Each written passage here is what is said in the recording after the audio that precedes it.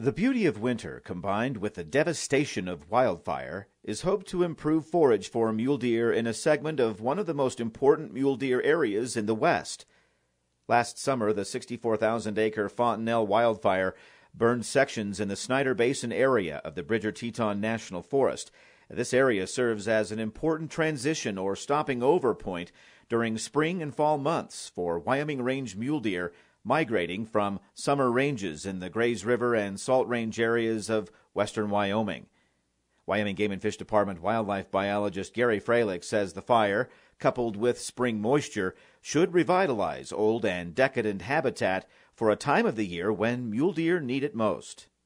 What this area allows mule deer to do is to replenish their body reserves after a tough Wyoming winter. And so the migration typically is timed to come into these areas like Snyder Basin and the east slope of the Wyoming Range at its most productive time when the green plants are first coming out of the ground. Mule deer time those movements into that specific area. And so when they do that, they're able to maximize that growth, helping those does in their late form of gestation to supply the nutrients for those fawns. Will be born probably a month and a half once they pass through this general area. Concerns about the fire displacing deer and reducing hiding cover are likely short-term. Indeed, deer and elk were observed in burned areas after the fire was put out. The habitat side of things, though, is likely to be a long-term and positive thing.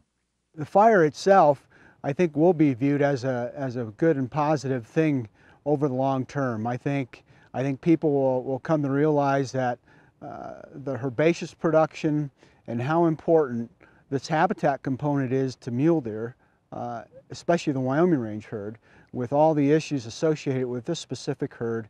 The habitat component is by far one of the most important aspects of it.